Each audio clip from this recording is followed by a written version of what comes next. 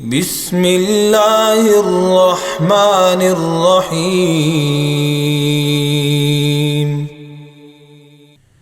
ألف لام ميم. الله لا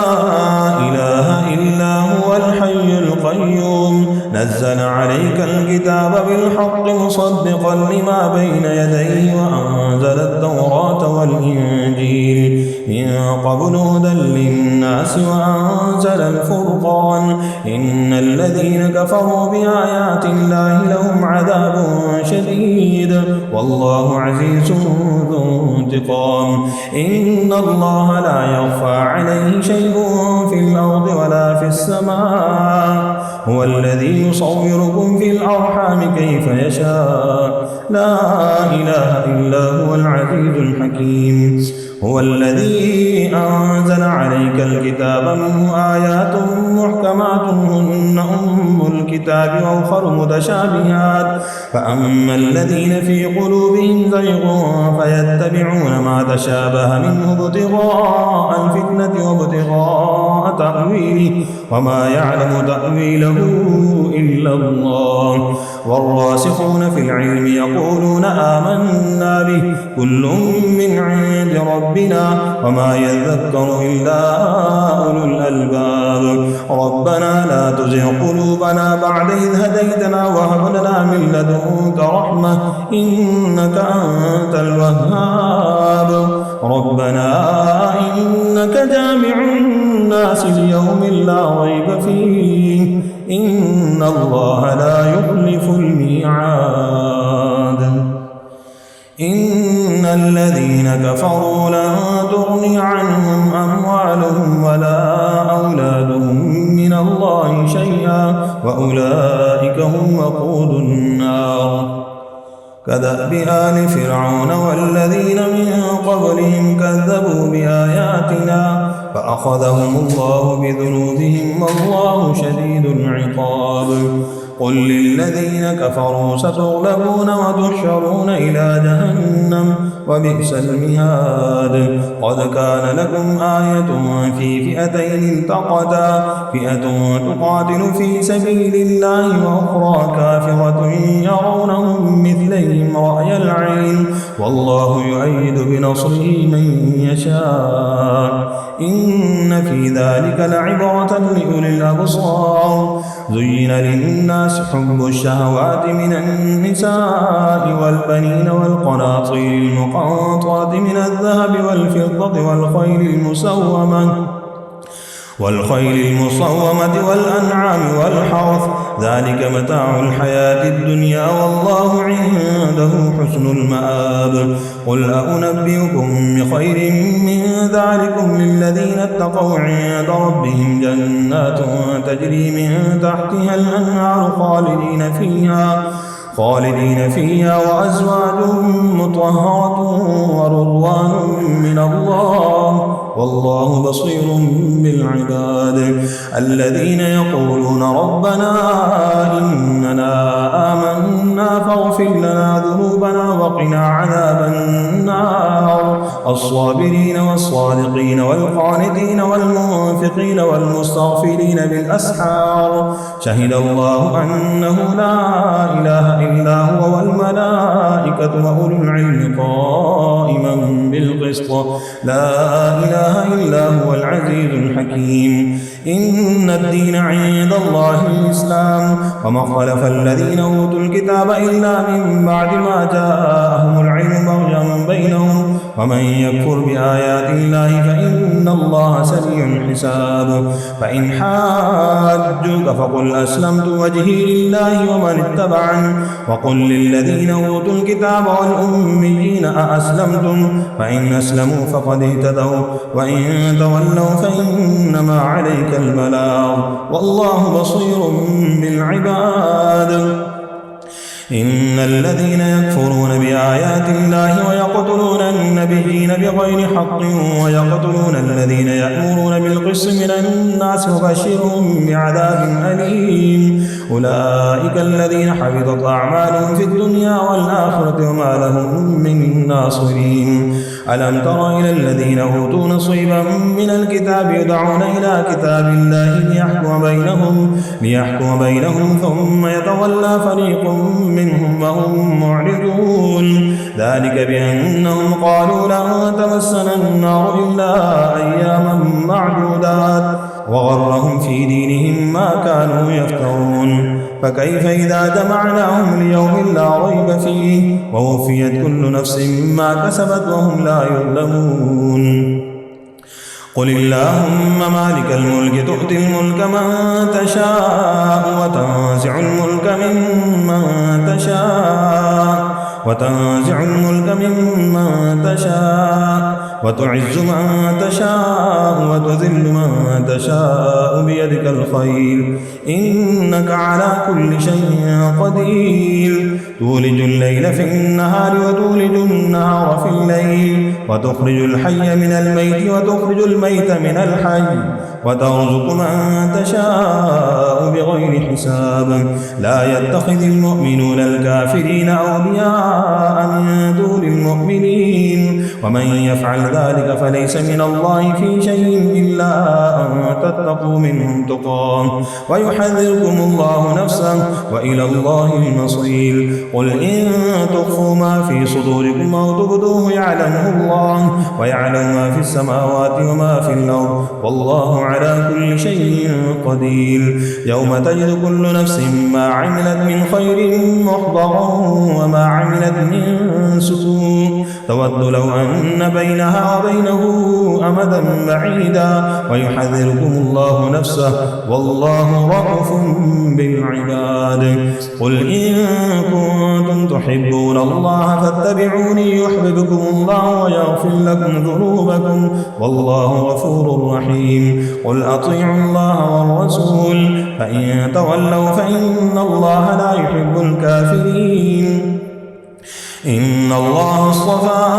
آدم ونوحا وآل إبراهيم وآل عمران على العالمين ذرية بعضها من بعض والله سميع عليم إذ قالت امرأة عمران رب إني نذرت لك ما في بطني محررا فتقبل مني إنك أنت السميع العليم فلما وضعتها قالت رب إني وضعتها أنثى والله أعلم بما وضعت وليس الذكر كالأنثى وإني سميتها مريم وإني أعيذها بك وذريتها من الشيطان الرجيم فتقبلها ربها بقبول حسن وأنبتها نباتا حسنا وكفلها زكريا كلما دخل عليها زكريا المحراب وجد عندها رزقا قال يا مريم أنى لك هذا قالت هو من عند الله إن الله يرزق من يشاء بغير حساب هنالك دعا زكريا ربه قال رب هب لي من لدنك ذرية طيبة إنك سميع الدعاء فنادته الملائكة وهو قائم يصلي في المحراب أن الله يبشرك بيحيى مصدقا بكلمة من الله وسيدا وحصورا ونبيا من الصالحين قال رب أنى يكون لي غلام وقد بلغني الكبر وامرأتي عاقر قال كذلك الله يفعل ما يشاء قال رب اجعل لي آية قال آيتك ألا تكلم الناس 3 أيام إلا رمزا واذكر ربك كثيرا وسبح بالعشي والإبكار وإذ قالت الملائكة يا مريم إن الله اصطفاك وطهرك واصطفاك على نساء العالمين يا مريم اقنتي لربك واسجدي واركعي مع الراكعين ذلك من أنباء الغيب نوحيه إليك وما كنت لديهم إذ يلقون أقلامهم أيهم يكفل مريم وما كنت لديهم إذ يختصمون إذ قالت الملائكة يا مريم إن الله يبشرك بكلمة منه اسمه المسيح عيسى بن مريم وجيها في الدنيا والآخرة ومن المقربين ويكلم الناس في المهد وكهلا ومن الصالحين قالت رب أنى يكون لي ولد ولم يمسسني بشر قال كذلك الله يخلق ما يشاء إذا قضى أمرا فإنما يقول له كن فيكون ويعلمه الكتاب والحكمة والتوراة والإنجيل ورسولا إلى بني إسرائيل أني قد جئتكم بآية من ربكم أني أخلق لكم من الطين كهيئة الطير فأنفخ فيه فيكون طيرا بإذن الله وأبرئ الأكمه والأبرص وأحيي الموتى بإذن الله وأنبئكم بما تأكلون وما تدخرون في بيوتكم إن في ذلك لآية لكم إن كنتم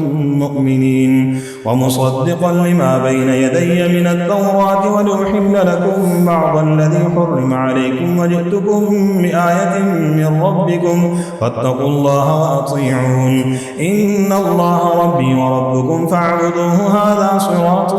مستقيم فلما أحس عيسى منهم الكفر قال من أنصاري إلى الله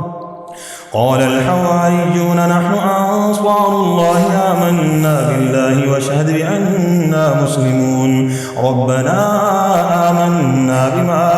أنزلت واتبعنا الرسول فاكتبنا مع الشاهدين ومكروا ومكر الله والله خير الماكرين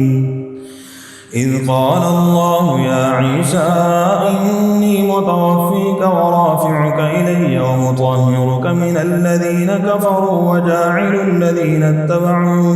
وجاعل الذين اتبعوك فوق الذين كفروا إلى يوم القيامة ثم إلي مرجعكم فأحكم بينكم فيما كنتم فيه تختلفون فأما الذين كفروا فأعذبهم عذابا شديدا في الدنيا والآخرة وما لهم من ناصرين وأما الذين آمنوا وعملوا الصالحات فنوفيهم أجورهم والله لا يحب الظالمين ذلك نتلوه عليك من الآيات والذكر الحكيم إن مثل عيسى عند الله كمثل آدم خلقه من تراب ثم قال له كن فيكون الحق من ربك فلا تكن من الممترين فمن حاجك فيه من بعد ما جاءك من العلم فقل تعالوا ندع أبناءنا وأبناءكم ونساءنا ونساءكم وأنفسنا وأنفسكم ثم نبتهل فنجعل لعنة الله على الكاذبين إن هذا لهو القصص الحق وما من إله إلا الله وإن الله لهو العزيز الحكيم فإن تولوا فإن الله عليم بالمفسدين قل يا أهل الكتاب تعالوا إلى كلمة سواء بيننا وبينكم ألا نعبد إلا الله ولا نشرك به شيئا ولا يتخذ بعضنا بعضا أربابا من دون الله فإن تولوا فقولوا اشهدوا بأننا مسلمون يا أهل الكتاب لم تحاجون في إبراهيم وما أنزلت التوراة والإنجيل إلا من بعده أفلا تعقلون ها أنتم هؤلاء حاججتم فيما لكم به علم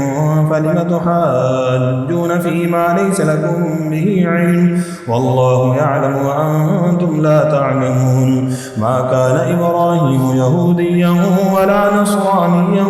ولكن كان حنيفا مسلما وما كان من المشركين إن أولى الناس بإبراهيم للذين اتبعوه وهذا النبي والذين آمنوا والله ولي المؤمنين. ودت طائفة من أهل الكتاب لو يضلونكم وما يضلون إلا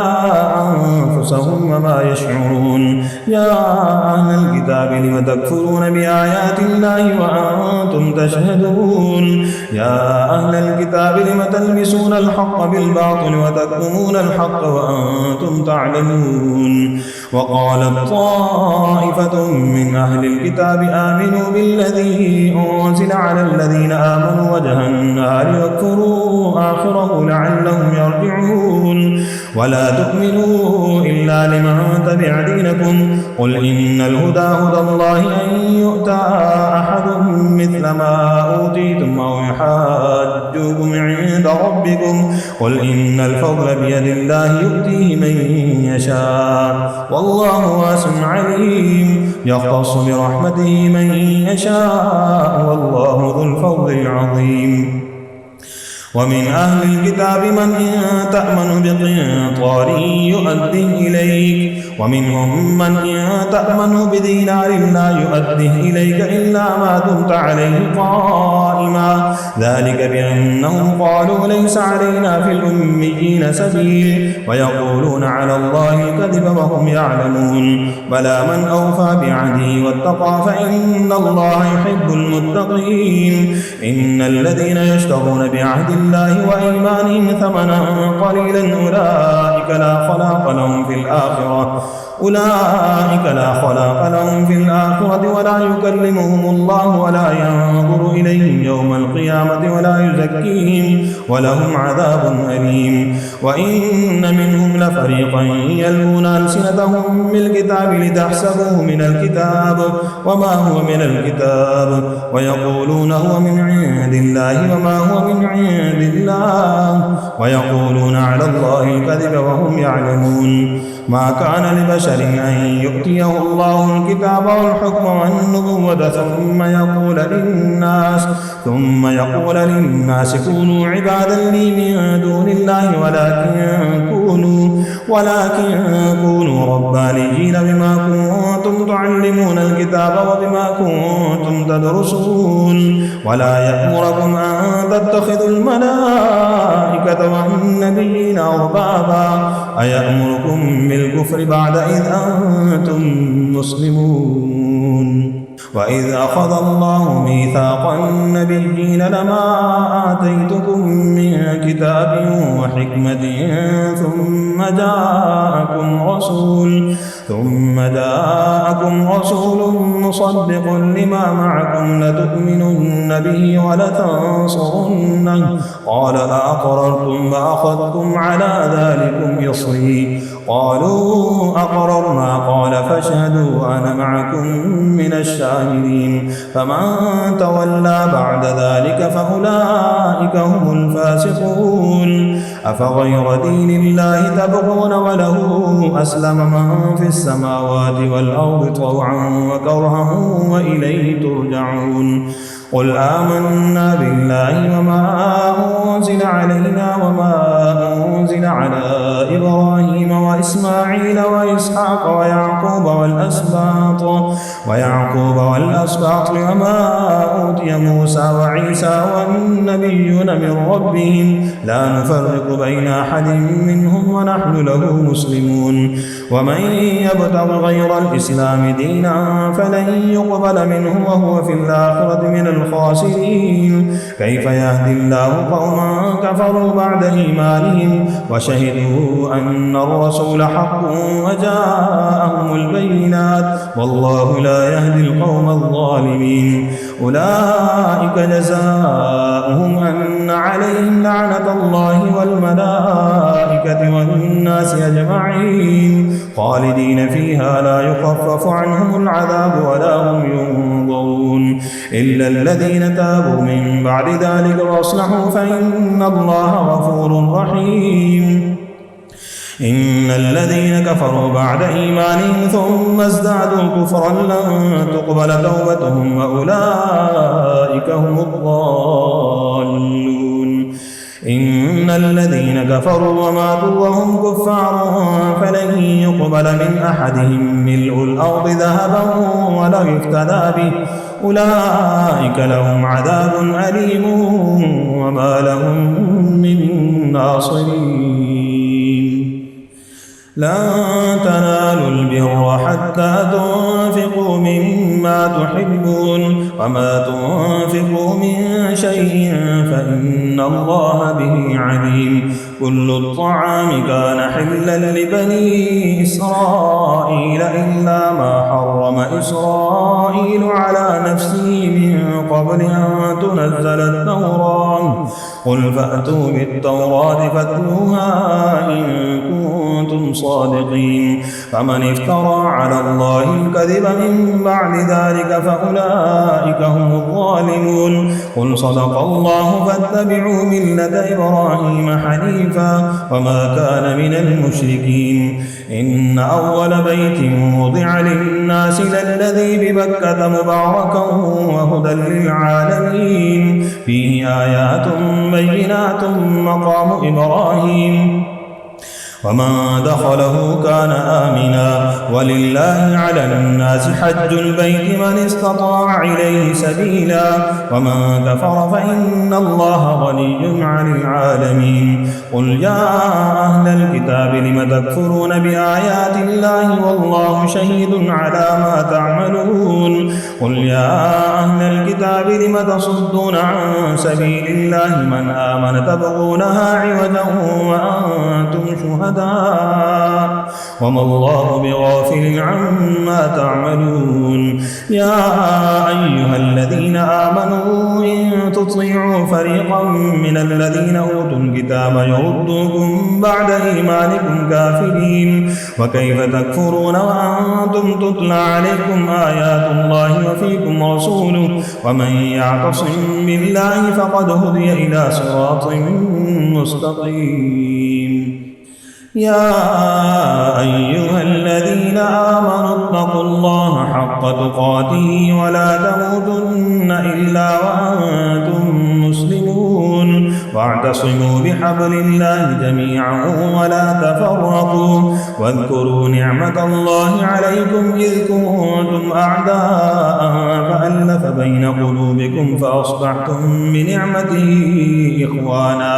وكنتم على شفا حفرة من النار فأنقذكم منها كذلك يبين الله لكم آياته لعلكم تهتدون. ولتكن منكم أمة يدعون إلى الخير ويأمرون بالمعروف وينهون عن المنكر وأولئك هم المفلحون. ولا تكونوا كالذين تفرقوا واختلفوا من بعد ما جاءهم البينات وأولئك لهم عذاب عظيم. يوم تبيض وجوه وتسود وجوه فأما الذين اسودت وجوههم أكفرتم بعد إيمانكم فذوقوا العذاب بما كنتم تكفرون. وأما الذين ابيضت وجوههم ففي رحمة الله هم فيها خالدون. تلك آيات الله نتلوها عليك بالحق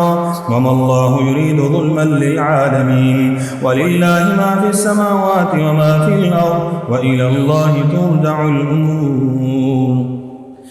كنتم خير أمة أخرجت للناس تأمرون بالمعروف وتنهون عن المنكر وتؤمنون بالله ولو آمن أهل الكتاب لكان خيرا لهم منهم المؤمنون وأكثرهم الفاسقون. لن يضروكم إلا أذى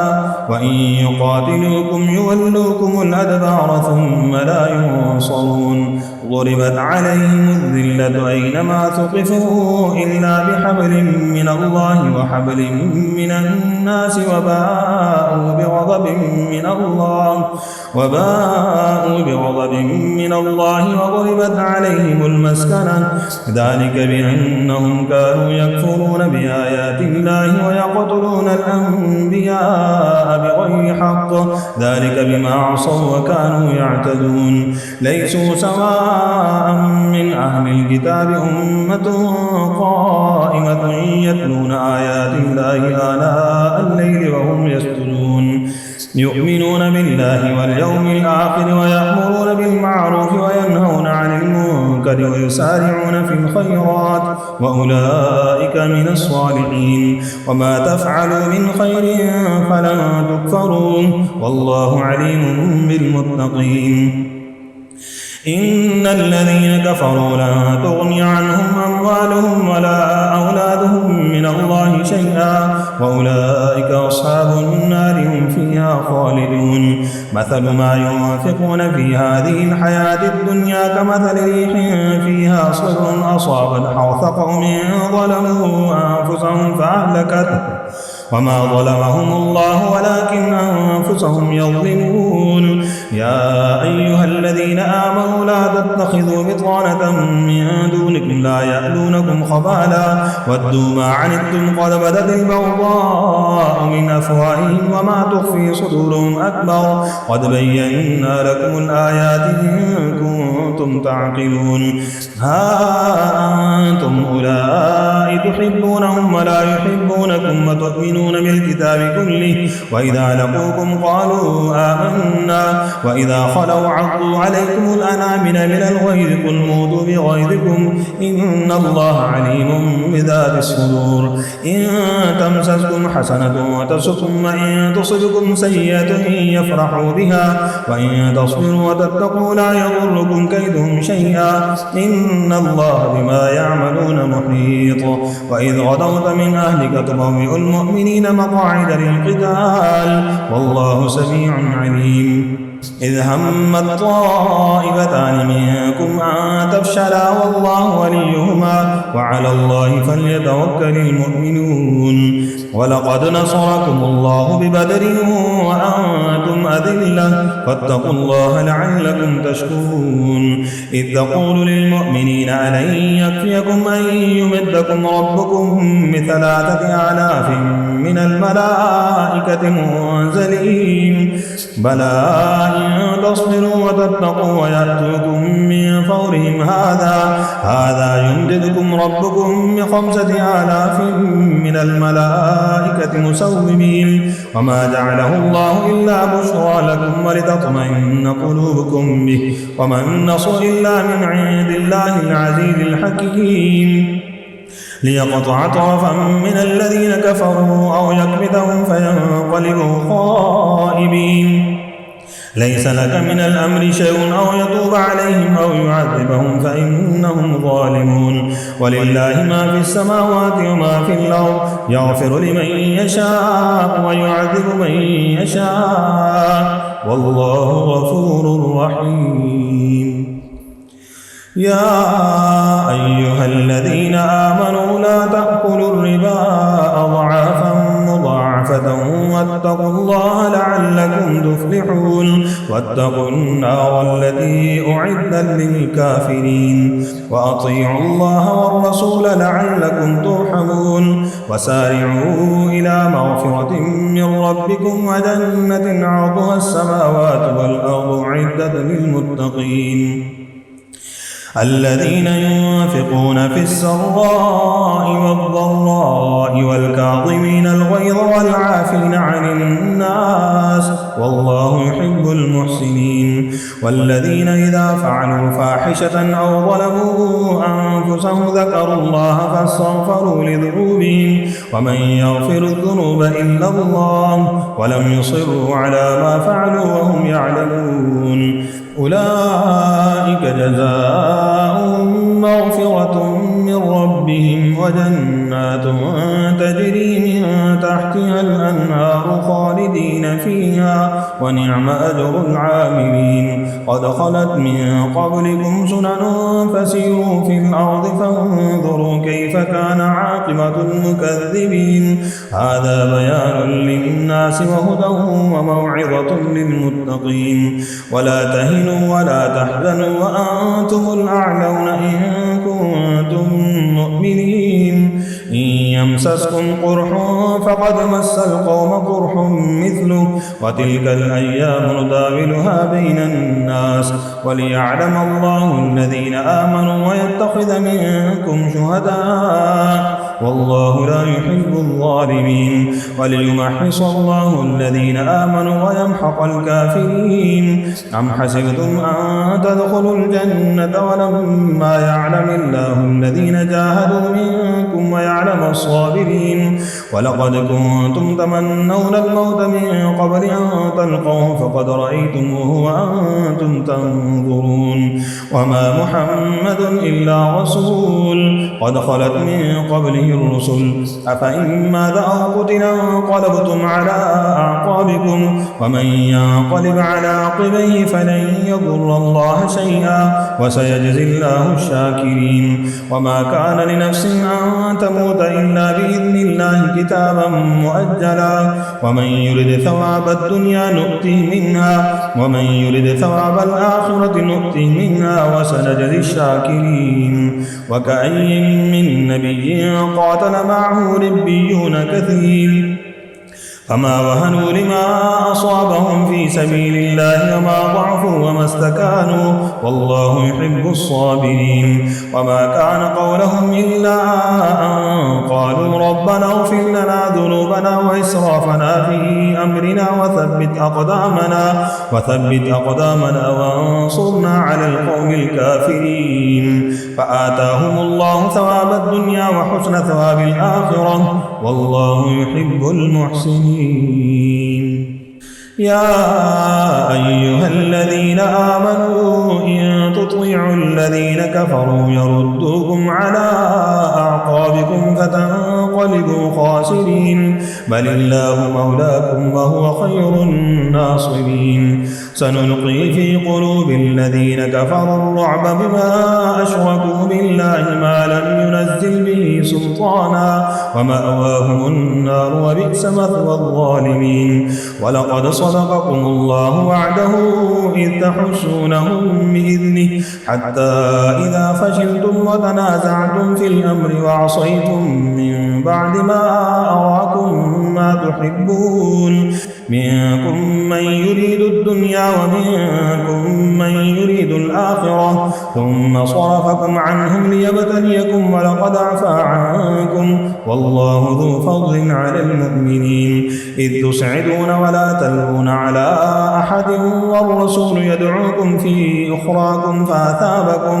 فأثابكم غما بغم لكي لا تحزنوا على ما فاتكم ولا ما أصابكم والله خبير بما تعملون ثم أنزل عليكم من بعد الغم أمنة نعاسا يغشى طائفة منكم وطائفة قد أهمتهم أنفسهم يظنون بالله غير الحق ظن الجاهلية يقولون هل لنا من الأمر من شيء قل إن الأمر كله لله يخفون في أنفسهم ما لا يبدون لك يقولون لو كان لنا من الأمر شيء ما قتلنا هاهنا قل لو كنتم في بيوتكم لبرز الذين كتب عليهم القتل إلى مضاجعهم وليبتلي الله ما في صدوركم وليمحص ما في قلوبكم والله عليم بذات الصدور إن الذين تولوا منكم يوم التقى الجمعان إنما استزلهم الشيطان ببعض ما كسبوا ولقد عفى الله عنهم إن الله غفور حليم يا أيها الذين آمنوا لا تكونوا كالذين كفروا وقالوا لإخوانهم إذا ضربوا في الأرض أو كانوا غزا لو كانوا عندنا ما ماتوا وما قتلوا ليجعل الله ذلك حسرة في قلوبهم والله يحيي ويميت والله بما تعملون بصير ولئن قتلتم في سبيل الله أو متم لمغفرة من الله ورحمة خير مما تجمعون ولئن متم أو قتلتم لإلى الله تحشرون فبما رحمة من الله لنت لهم ولو كنت فظا غليظ القلب لانفضوا من حولك فاعف عنهم واستغفر لهم وشاورهم في الأمر فإذا عزمت فتوكل على الله إن الله يحب المتوكلين إن ينصركم الله فلا غالب لكم وإن يخذلكم فمن ذا الذي ينصركم من بعده وعلى الله فليتوكل المؤمنون وما كان لنبي أن يغل ومن يغل يأت بما غل يوم القيامة ثم توفى كل نفس ما كسبت وهم لا يظلمون أفمن اتبع رضوان الله كمن باء بسخط من الله ومأواه جهنم وبئس المصير هم درجات عند الله والله بصير بما يعملون لقد من الله على المؤمنين إذ بعث فيهم رسولا من أنفسهم يتلو عليهم آياته ويزكيهم ويعلمهم الكتاب والحكمة وإن كانوا من قبل لفي ضلال مبين أولما أصابتكم مصيبة قد أصبتم مثليها قلتم أن هذا قل هو من عند أنفسكم إن الله على كل شيء قدير وما أصابكم يوم التقى الجمعان فبإذن الله وليعلم المؤمنين وليعلم الذين نافقوا وقيل لهم تعالوا قاتلوا في سبيل الله أو ادفعوا قالوا لو نعلم قتالا لاتبعناكم هم للكفر يومئذ أقرب منهم للإيمان يقولون بأفواههم ما ليس في قلوبهم والله أعلم بما يكتمون الذين قالوا لإخوانهم وقعدوا لو أطاعونا ما قتلوا قل فادرءوا عن أنفسكم الموت إن كنتم صادقين ولا تحسبن الذين قتلوا في سبيل الله أمواتا بل أحياء عند ربهم يرزقون فرحين بما آتاهم الله من فضله ويستبشرون بالذين لم يلحقوا بهم من خلفهم ألا خوف عليهم ولا هم يحزنون يستبشرون بنعمة من الله وفضل وأن الله لا يضيع أجر المؤمنين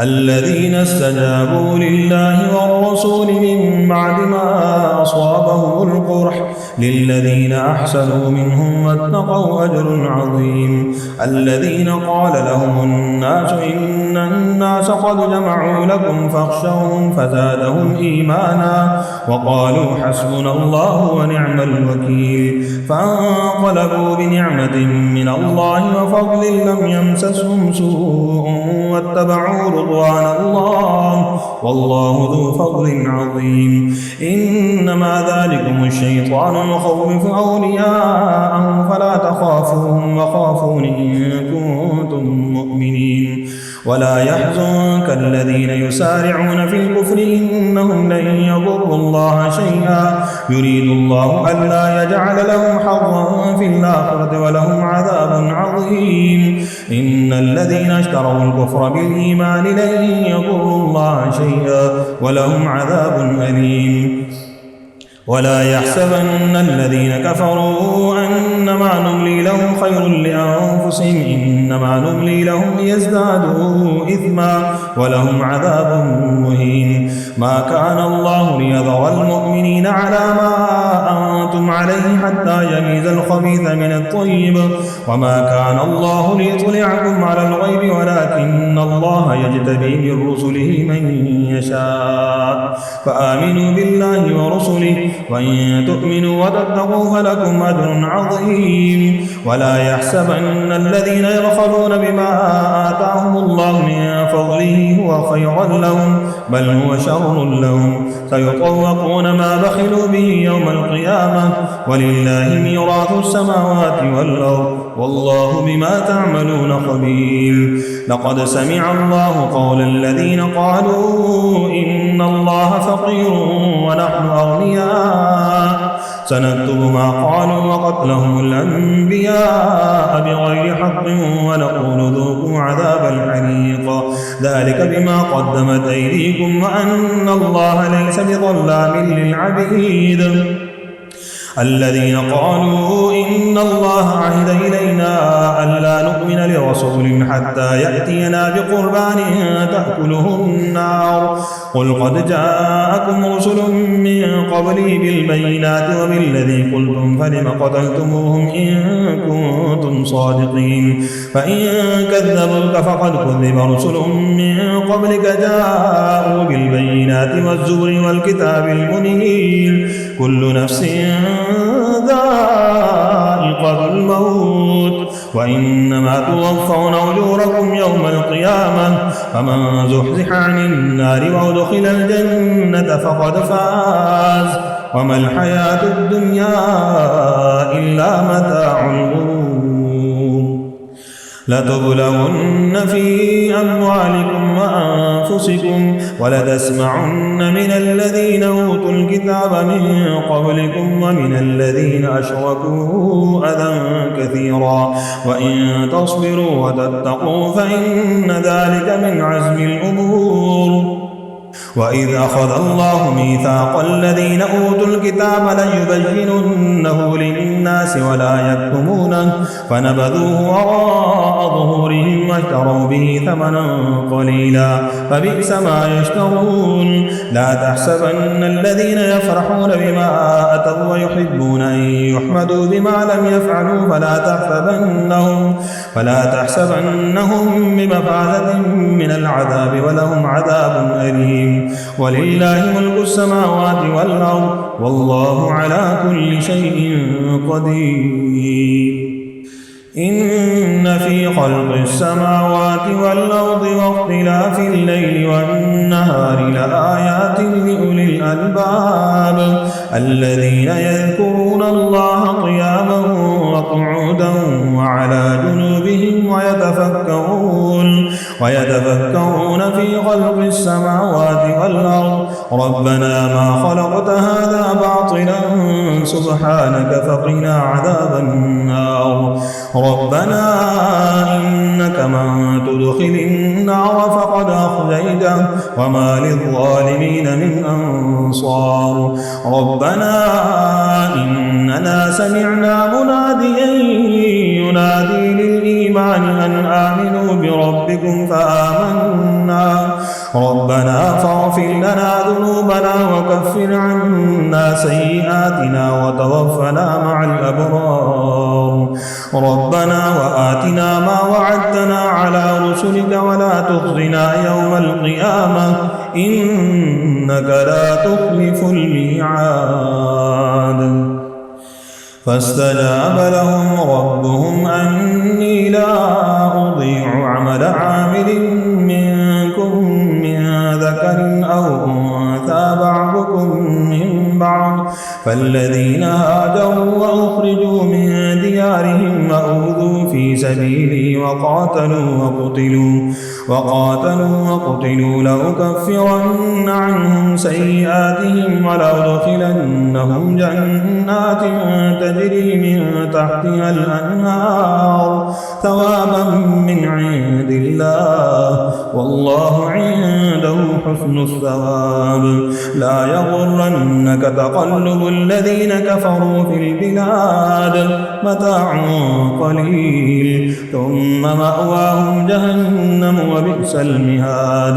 لكن الذين اتقوا ربهم لهم جنات تجري من تحتها الأنهار خالدين فيها نزلا من عند الله وما عند الله خير للأبرار وإن من أهل الكتاب لمن يؤمن بالله وما أنزل إليكم وما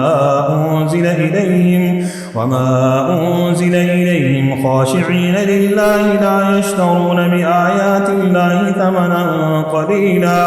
أولئك لهم أجرهم عند ربهم إن الله سريع الحساب يا أيها الذين آمنوا اصبروا وصابروا واتقوا الله لعلكم تفلحون. صدق الله العظيم.